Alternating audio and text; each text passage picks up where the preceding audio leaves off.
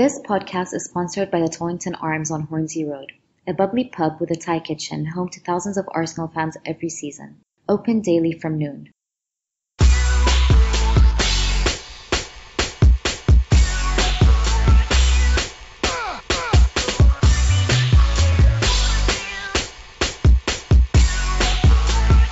Hello and welcome to the Gooner Ramble podcast bite-size edition. I'm your host Giles, and joining me bite-size. Hey. I'm your host Giles, and obviously as you can hear, I've got my trusty steed. Akhil, how you doing, mate? You all right? Yeah, I'm very well, thank you. Very well. Good man. And we've got our celebrity, our resident celebrity podcaster, Dave, fresh from his stint on Talk Sport. How you doing, mate? You all right? I'm very well. Is that the show that no one listens to that comes on at about 3 o'clock in the morning? That's exactly one. That is exactly one. I'm only kidding. Coolio, right, cool. All right, so there's been a lot happening, hopefully more to happen, but let's kick off with the first item on the agenda. What do we do? A problem called Alexis. Akhil, will come to you first. Yep. Wenger came out in the press conference and said he's definitely staying. Guardiola said that as far as he's concerned, Wenger's told him he's not going anywhere, and until Wenger says otherwise, he's an Arsenal player. Do you think he will sign a new deal, or remain until next season, or go by August the 31st? What's the feeling in your waters? It's quite an interesting story, isn't it, really? Because, I mean, it obviously started in the summer, earlier on in the summer, and then the Confederations Cup. And I think it probably started to really kick off in that press conference Alexis did for Chile, when he was a little bit sort of laughing about it, and he said he knows what he wants to do. And then, obviously, Arsene Wenger had said, well, I've spoken to Alexis via text. It's been positive, but we haven't spoken about his future. He hasn't told us he wants to leave. And then the Champions League. And then obviously, sort of a couple of days ago, Arsene Wenger saying that he's definitely not going to be sold. So it is a bit of a story. I mean, what do I think will happen? You know what? It's a tough one. I mean, I know we look at the past, and we all remember that summer of 2011 when Arsene Wenger said, if you sell Cesc Fabregas and Sami Nasri, you can't call yourself a serious club or something like that. Big club, yeah. And you can't convince me you're a serious club or something like that. And obviously they both did go, but things are different now. You know, our financial power is different. We're out the Champions League, so it's quite vital we get there. There was a great piece on the Guardian, about sort of that 40 million cut, and actually if you lose Alexis, then you don't make the Champions League, you're actually kind of, whatever you sell him for, you're kind of losing that anyway. So that's kind of interesting. But what do I think will happen? I'm quite optimistic about Alexis. It just seems like it's different from Arsenal. It's a bit more ruthless. It's a little bit more, I mean, sort of things Ivan Gazidis said in the Q&A, stuff Arsene Wenger said. This time even like the players have, if you remember the Van Persie, Fabregas, Nasri time, players didn't really comment on it at all.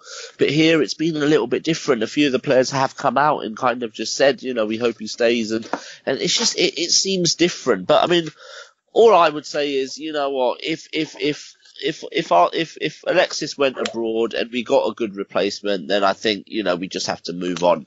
I think selling him to an English club, that's where we just can't do it. We just can't do it. Yes, he can go there for a free next summer, but he's a year older. He's closer to 30. I think we have to take that risk. So I'm optimistic, but you're still just not sure how it's going to play out.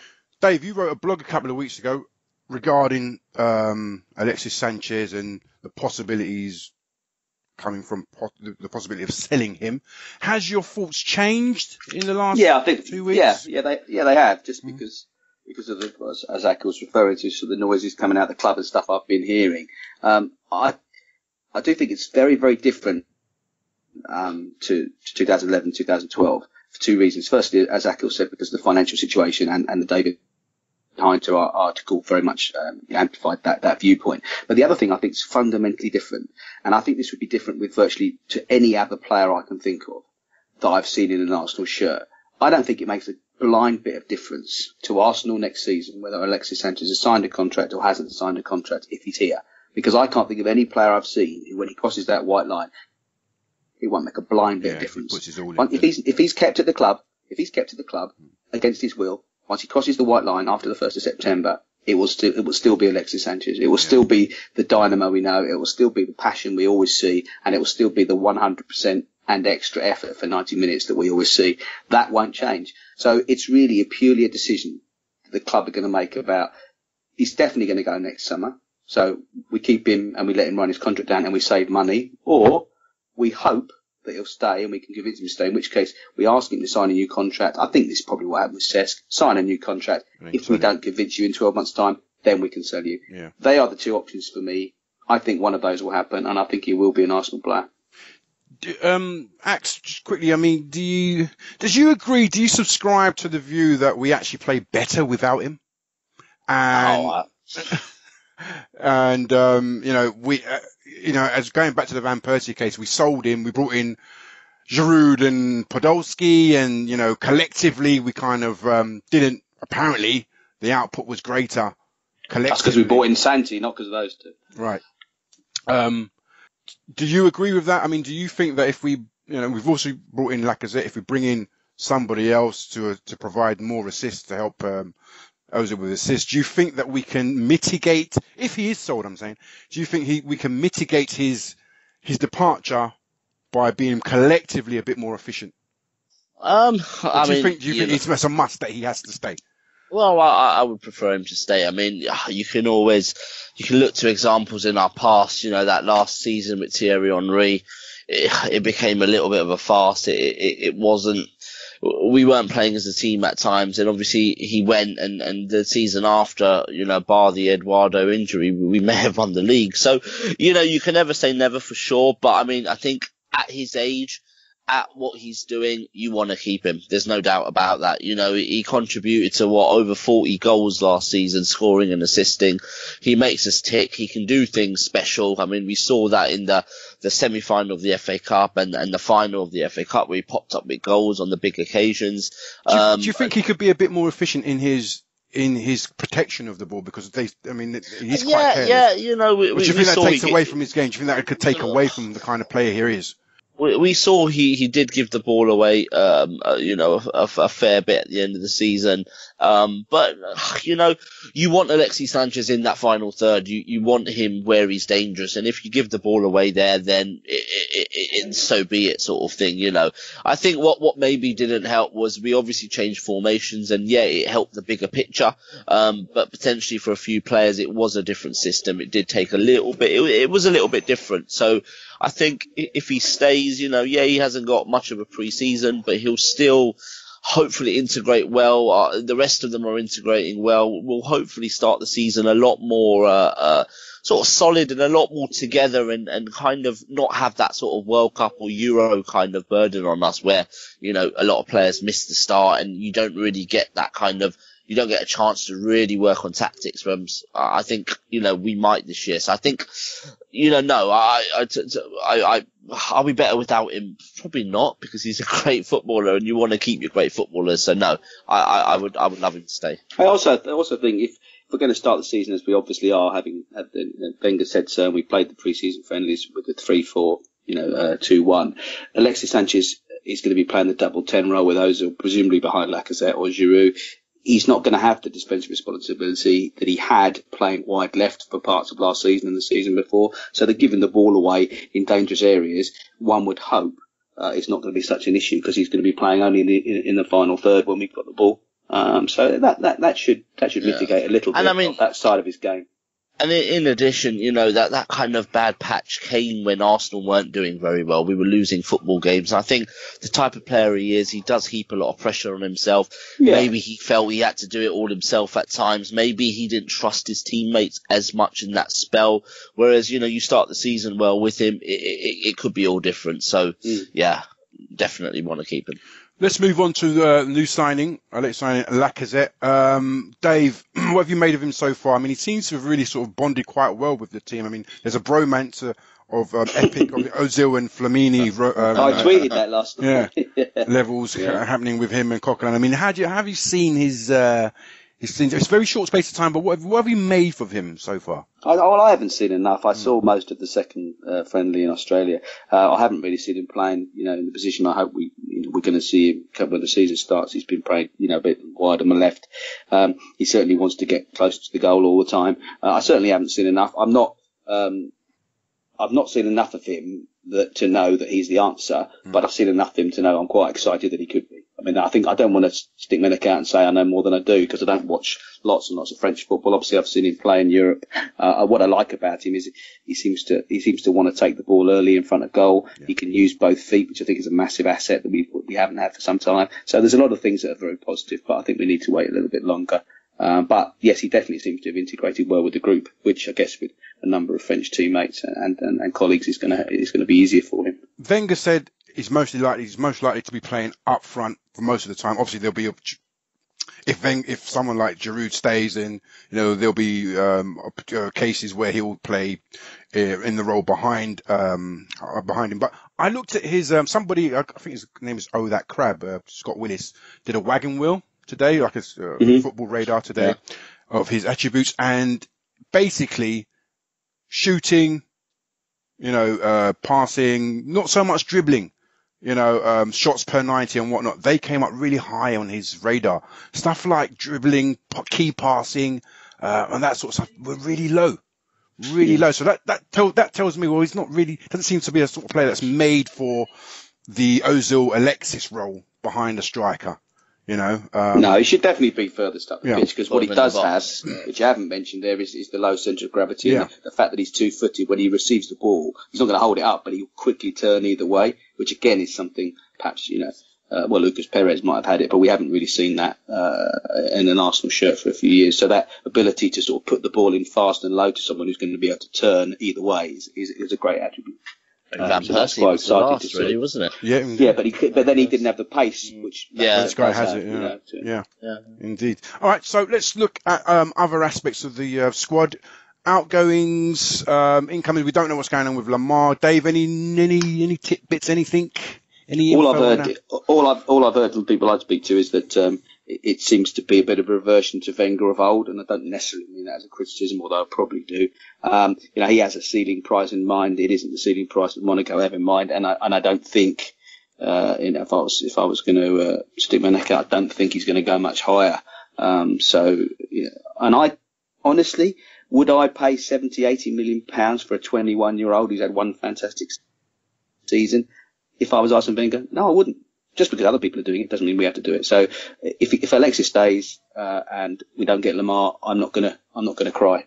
Would you? It'd be lovely, but it's certainly not. I'm not going to lose sleep over it. The alternative, Akhil, is Mahrez.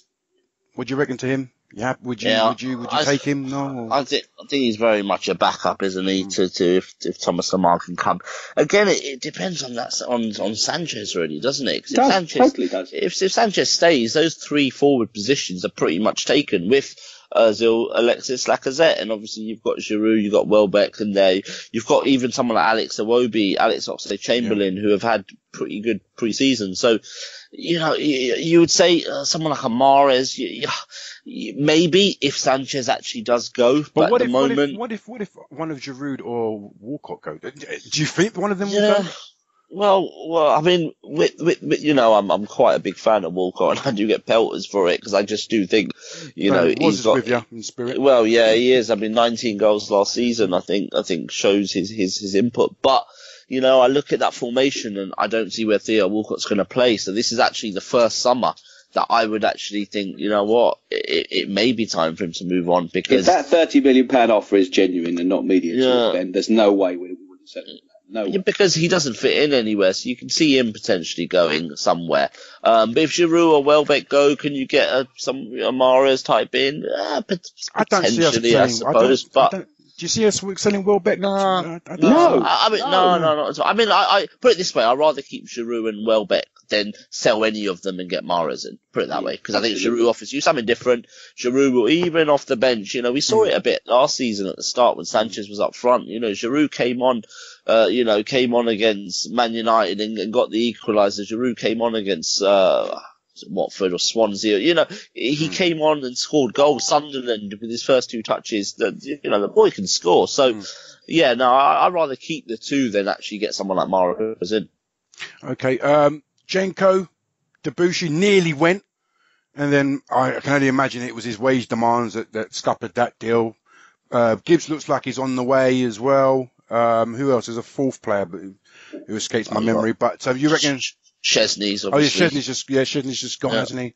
Debussy is the big one. Yeah, but I mean, he was all but there, but then he didn't lower his. I can only imagine it must have been because we were giving him away on a free, weren't we? I mean, he's allowed to leave on a free basis. No one's going to pay for him. So. No, and obviously they've gone for an older player. Nice have actually gone for an older player. The player's 2 years older.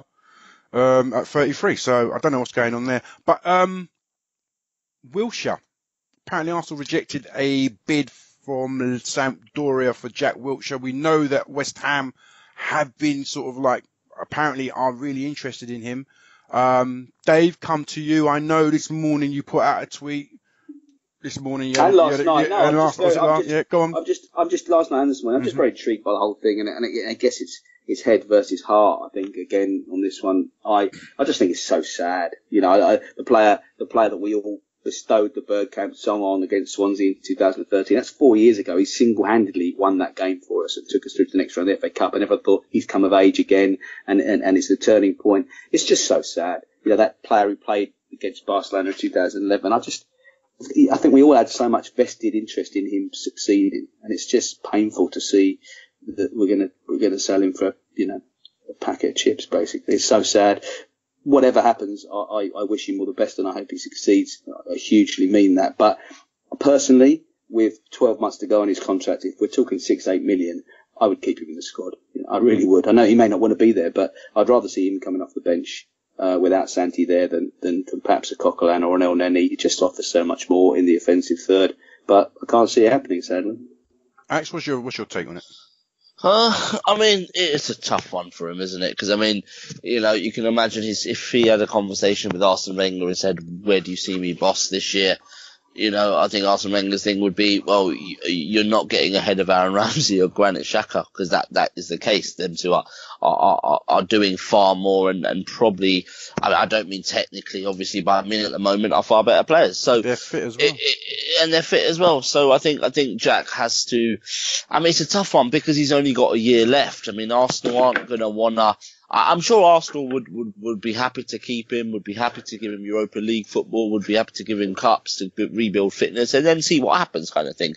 But the problem is with that 1 year contract, you're not really protecting your assets. So even if it is a 10, 12 million, I know Sampdoria rumours was 6 million, but even if it is 10 to 12 million, you sort of think, well, if we're not going to give him a new contract or he's not going to sign, do we have to get rid of him? But I mean, we talked earlier today, us 3, didn't we? And Dave sort of said, you're chasing a game with 20 minutes to go. Who do you want to bring on? Wilshere, El Neni or Coquelin, providing Ramsey and Xhaka have started. And, if you pick those 3, it is going to be Wilshere, you mentioned Oxlade-Chamberlain, but just say Oxlade-Chamberlain started on the right for whatever reasons, Bellerin wasn't playing, you would pick Wilshere there. So I kind of hope he does, sign a new contract, even if it's just Arsenal protecting the asset. I hope he does stay and play some Europa League football, helps out in the league, whatever, whenever we need him. And then we see next season. We see how has this year at Bournemouth actually shaped him. Was that injury at the end a bit of a fluke, or is he just never going to be fit? He played 27 games. Yeah, exactly, and it was an impact injury as well. So you kind of think, let's see what he's learned at Bournemouth. Let's see if we can use him. I mean, I would like to keep him. The thing is, if we go rewind 12 months, the situation is pretty much the same as today. He's still got to compete with all those midfielders, plus now Oxlade-Chamberlain, who's thrown his out into midfield. Yeah. Wenger said you can stay and fight for your place, but correct me if I'm wrong, but wasn't it Jack that said I want to go out on loan? I don't want to stick around. Is that public record, or is this just summation? That's what I'm saying. If you guys correct me if I'm wrong, but it seems like the situation is not really any different, to last summer. So, I mean, is he going to stick around and fight for his place? Because that's what he's going to have to do. He's going to have to dislodge the top 2. He's got Ox, he's got Elneny, who gets minutes and people like him as well. Coquelin is a specialist. The situation hasn't changed. But it depends on. I mean, the Wilshere camp need to look at who's actually out there, how many offers are actually out there, because you don't get the feeling there's too many. Certainly not at top clubs. So you kind of think, well, do I fancy my chances to fight it here, or do I want to go to, potentially take a pay cut, go to a level that's slightly below where, will he feel comfortable? Will he feel actually happy? Will he feel like he's achieving? Is he being the best he can? I don't know. Arsenal's the place he obviously feels very comfortable. He's grown up here.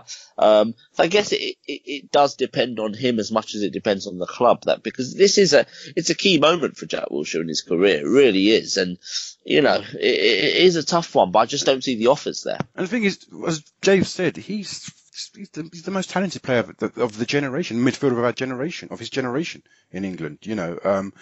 If he can stay fit, there's no doubt he'll get minutes. There's no doubt he'll get games. He'll definitely. I mean, Dave, you said on TalkSport the other night that 3 years ago, the team was being built around him. The England team was being built around him, and now it wasn't even 3 years ago. That man of the match he won in the qualification to the last Euros. I mean, was it he won man of the match? 4 out of 10 games? Yeah. It was even in the Euros. Hodgson. He took him injured. Yeah, I mean, I don't know. It's just so difficult because I just can't see him being here. But for me, it's just as I say, it's an emotionally invested thing. I'm probably not talking very much sense when I talk about Jack Wilshere, because I just he's just one of those players that we just had such high hopes for, isn't he? If he does go, I'd rather he was playing abroad than in the Premiership against us. Yeah. That much I do know. I think. Go on. I was just going to say what Mercer said on TalkSport, that he's, if he's fit, he's more talented than any other midfield player we've got. Now, I'm not saying Mercer's right or I necessarily agree with that. But what Mercer did go on to say, which I do agree with, and again, it may not even be Jack's decision or Wenger's decision. I don't know, but he thinks the problem's been that Jack's always been playing in that in the double pivot rather than playing further up the pitch. And had he been playing further up the pitch all the time where he does damage, he wouldn't have got involved in all these tackles and this, having to fight for the ball, which he can't help himself doing. And all these injuries may not have happened. And I can't help looking back thinking we all thought he was going to be the number 10, didn't we? That's what we thought, and he was the heir apparent after Fabregas. And had he played that position, I wonder whether things might have been so different. The thing is, though, about at the same time, Dave mentioned those 6-4 man of the matches, whatever it was. Yeah. That was at the bottom, wasn't it? That exactly. Was just in front of. And you're right. It was. And if you think back to the Man United game in Emirates, he was running through their defence, and it was McNair or somebody that done him, didn't he? So. Is he? I think most of his injury problems. I could be wrong, but it seems to be when he's further up the field rather than. I think if he's further back, he sees more of the game. There's less. He's not so much in the melee, in the maelstrom of. If he was a defensive midfield player in a diamond, which is what he played for England, then yes, because he's just receiving the ball off the back four and distributing it. But for Arsenal, it was always in the 4-2-3-1, and Wenger does see him as Wenger does see him as more of an attacking midfielder. I think that's where him and Hodgson sort of differed on him, didn't he? I've just had a thing on Twitter, just quickly, seeing as we just mentioned the guy, asking us whether we should talk about Mo Elneny as a potential centre back. I know you've got views on this, Giles, but seeing as it's just come through in front of me, and he's obviously turned down the opportunity to have a chat with Leicester for a £10 million move. So he wants to stay and fight for his place. Just thought to mention it. Yeah, he said he's happy. He's happy to stay in London. He likes it in London, and even if he doesn't get minutes, he wants to be here. So that's the end of that, I suppose. But I watched him. I know Wenger likes to experiment at pre-season. The thing is, we've got no defenders anyway, apart from Mertesacker and Ilic. We've got and Nacho. We've got no other centre back. So you've got to give them rest. You've got to rotate them. So obviously, I can see the logic of putting him in there, but I don't think he's. It's a lot in that as that central defender of the three. That's a lot to learn. You've got to talk. You've got to be a good talker, organizer. You've got to watch everything that's around you. You've got to have peripheral vision. And what I've seen is he doesn't know. He doesn't see what's going on behind him. He's got no rear view mirrors. He's. So are you saying his hair might get in the way of his peripheral? Maybe, you know what I mean? But, it could be a developing thing because obviously, a few years ago it was Nacho, wasn't it? Playing centre back in New York, and everyone was like, nah. What a player. Yeah. What a player. He's definitely starting the season at left centre back. Yeah. So you saw never his know. His penalty against Bayern Munich making cracker. Making number one penalty. But I think with El Neni, it's purely a case of Gabriel's injured, Rob Holding's not back yet, Callum Chambers, regardless of if he goes or not, isn't back yet, and I just think Mertesacker they're being careful with. And I think it's suspended for the first game of the season as well. It's about getting all our players fit, and I think you saw Niles at fullback. I don't think that's his position. No. It's a way of getting him fit. It's a way of getting El Neni fit because he clearly wants Ramsey and Xhaka to be sharp for the start of the season because he does see that as the two, I would say. So it's just, I think El Neni's is just getting him on the pitch and getting him fit. I thought Ramsey looked as sharp as I've seen him in pre-season since that great season. And Iwobi, as you said, Iwobi's has been on fire. I mean, did say today on Wednesday, he said, look, we've got to be careful because there's not a lot of games. We haven't got a lot of pre-season games. I mean, the three guys Holding's obviously being rested. Chambers, if he stays, is being rested, as you said. There's not a lot of games. If they come back at the end of July, which they look likely to be coming back for the Emirates Cup, you've got the 2 cup games plus the Charity Shield, and then you've got lesser. It's not a lot of time. I know you've got Koscielny presumably suspended as well. Yeah, exactly. And there's not a lot of time. The guys that are coming back don't have a lot of time to get match fit. I mean, it could be a problem. Hopefully, we don't see. Are we playing Boreham Wood? I hope so. It's not the first team though. So, yeah. But you would expect. It could be Holding. Yeah, exactly. Chambers coming back. Exactly. The guys that didn't travel could play in that select 11 game. So. I mean, you need one of them, don't you? One of them or Mustafi to be kind of half fit for the start of the season to play alongside Perez. What about Kolasinac from you? I mean, what do you think so far from what you've seen? Early days. I mean, I haven't really got an opinion on him. I know he was in the team of the Bundesliga team of the year last season. He looks a unit. He looks like he could play. It looks like a bit of a more bulky, broader, more aggressive version of Mustafi almost. But it's too early for me to actually have an opinion on him. I mean, he looks the part though. It's exactly the same as what you said about Lacazette. It's just hard to know at the moment. We've seen him in bits and bad. 45 minute here, 45 minute there. It's just, I think he just needs time, isn't it? It's unfair to judge him when he's sort of not fit yet and stuff like that. So, and I think he had the shits today as well. So I think it's tough to judge him on that. Finally, let's talk about Wojciech Szczesny, who finally made his move to Juventus. Apparently, there was a tear in his eye when he was asked to describe his relationship with Arsenal. He wrote an Instagram or Facebook post where he thanked a hell of a lot of people. I mean, there were people in there I never even heard of, as well as Jerry Payton. Did he thank Arsene Wenger? Yep, he did. Colin Arbor or some guy, I don't know. There's loads of people that he thanked. Even Steve Bold, which obviously he's rumoured to have fallen out with. So. Yeah. So, Ax, I mean, are you sad to see him go? I know a lot of people are sad to see him go, not just for the emotional attachment, but they actually thought that he could have been, he could have dislodged Czech this season. I mean, what's your thoughts? Take on it? You know what? Szczesny's a player very close to my heart, and the reason why I say that is when he was 16 or so, he was on loan at Brentford, and Brentford's obviously my local club. And when Arsenal weren't playing, I shouldn't probably say this, but I was probably about 17, 18. But I used to look young, so I could get in for under 16. I could get in for a fiver. And when Szczesny was playing, I used to get in there, and I used to watch him play. And I'll tell you what, and boy, haven't you grown since. Well, I've got some facial hair now, at least. It's hide a little bit, like I hide behind it. But he kept them in games. I think he was in there like top 50 players of all time, and he only played about 15 games for them in that season. But he just looked the part, and then he came back to Arsenal, and obviously he was kind of thrown in when Almunia came and wasn't very good, and whoever else was number 2 came and wasn't very good, and then Szczesny kind of got thrown in a little bit, Fabianski, I guess. But he got thrown in, and I think, he was very rash at times. The amount of penalties he's given away and sending off in big games and stuff.